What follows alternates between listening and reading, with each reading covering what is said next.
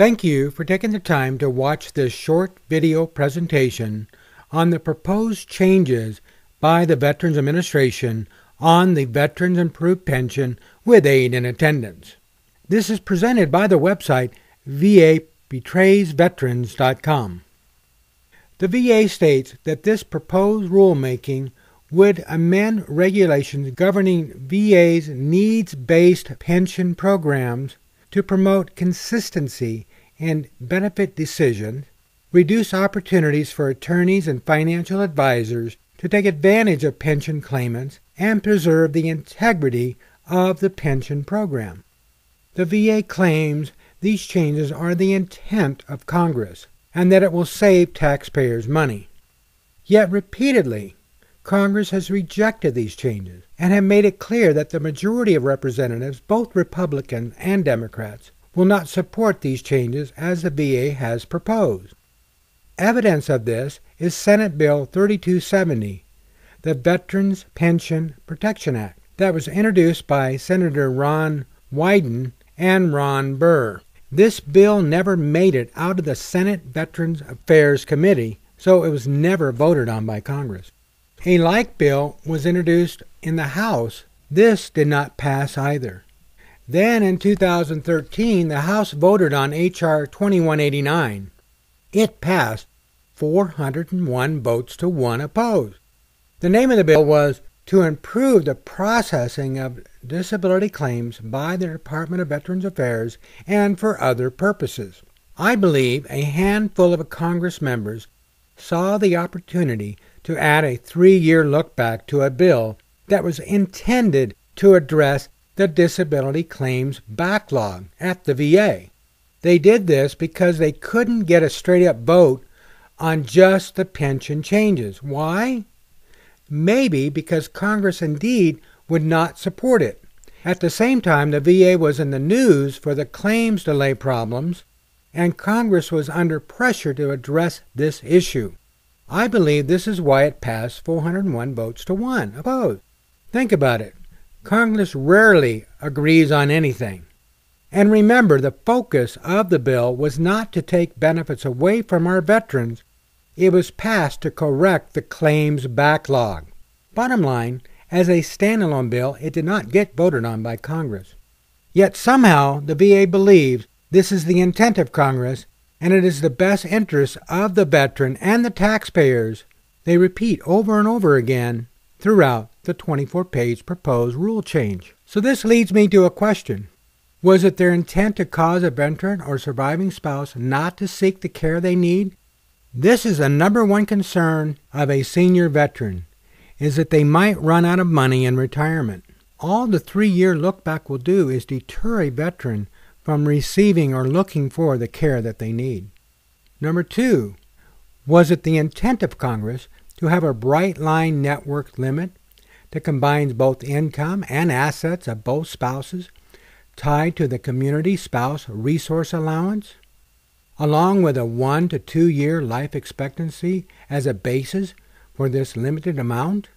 Further stating that this is what Congress wants because this is in line with the Medicaid asset limits, not taking into account any of the other provisions that the Medicaid law allows? Is it the intent of Congress to have a 36-month look back? Is this what the Congress wanted when it never made it out of committee and important enough to be voted on by the entire body of Congress? This is wrong on so many levels, like denying a wartime veteran benefits based on a new income and asset limit that assume a 1 to 2 year life expectancy? Is it the intent not to have a clear grandfathering of current claimants, which will cause added and undue stress to current claimants and loved ones if these changes were to be implemented and they potentially will have their claimants' benefits reduced or stopped altogether? If this is, that's exactly the impact of these changes. Is it the intent of Congress to increase the cost of care, depleting the veteran's assets further, resulting in the veteran not seeking needed care by requiring caregivers to be licensed and denying care received in independent living communities as a medical expense, reversing a decision they made in 2013 that the VA had already made? Is it the intent of Congress to drive veterans' taxpayer-funded Medicaid program earlier, which would be an unnecessary traumatic experience for the veterans, which paid such a dear price serving our country? Is it the intent of Congress to make the veterans' pension more restrictive than Medicaid by disallowing the use of trust and annuities as a legitimate long-term care planning tool? Wouldn't this be a contradiction from Congress, since they allow these planning tools with Medicaid? Think about who this really affects. I say both the low and middle class as well as the poor. The rich will not be harmed. They will still do their estate planning as they have always done. The poor will not be affected. No, indeed, the poor will be harmed, but in a different way. As things are now, VA accredited agents and attorneys help the poor on a pro bono basis. These same professionals will no longer be able to afford to assist them, forcing the poor veteran to wait in long lines at the understaffed local VA offices. So how would these changes affect veterans? So how would these changes really affect veterans? Let's look at some of the highlights of the proposed rule change. 36-month look back with discriminating rules.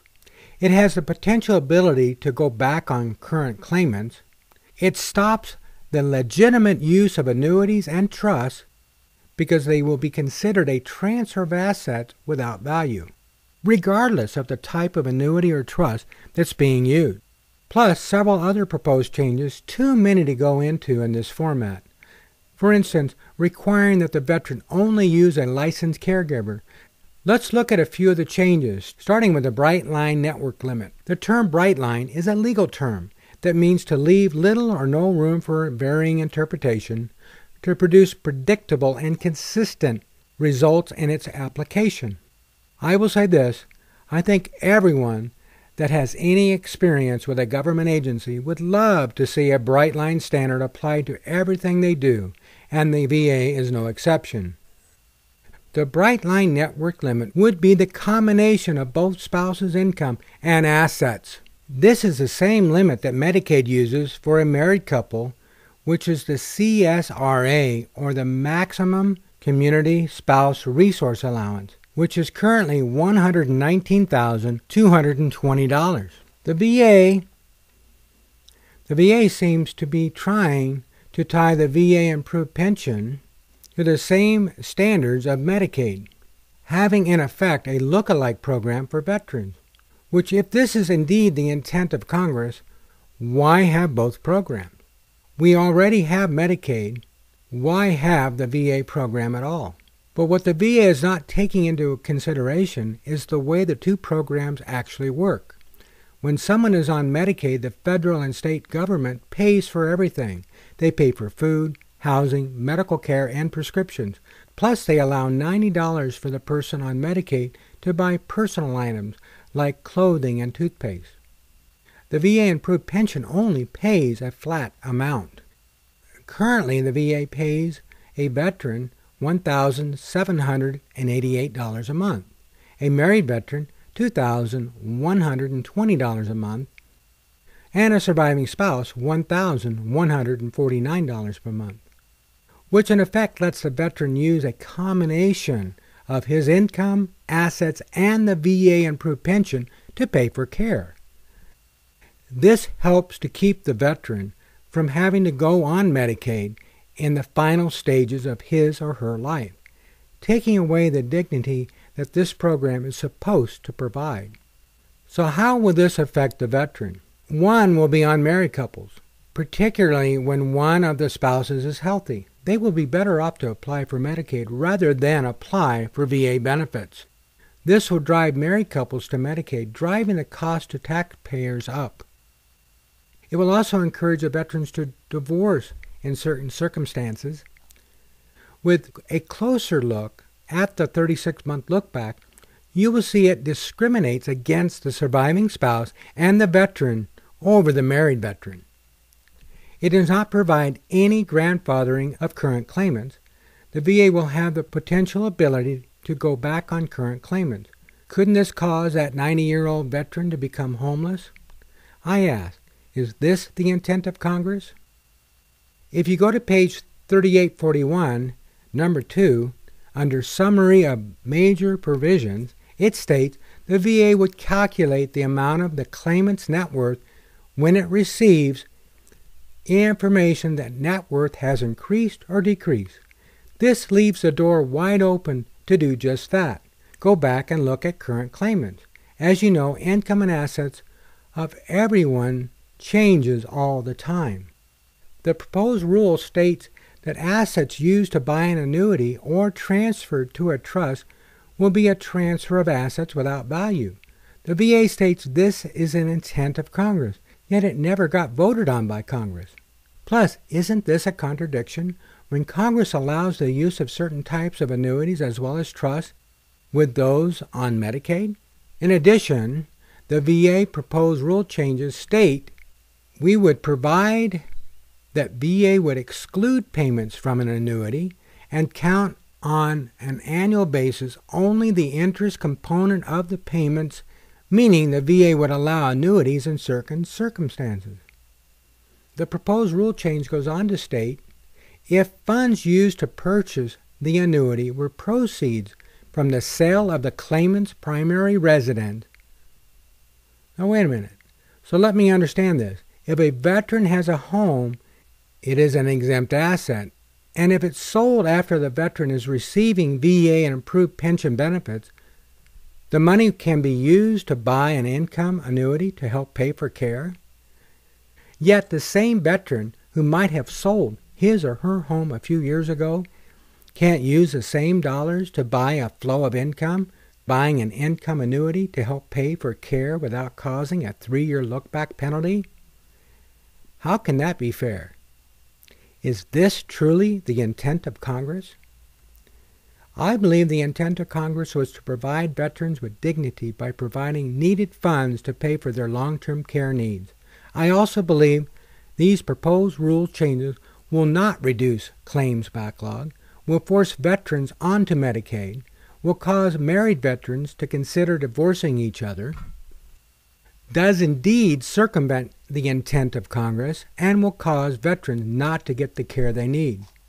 I find it hard to believe that organizations like the American Legion or the Veterans of Foreign War could possibly get behind these proposed changes, when this is a direct attempt to take benefits away from our beloved veterans.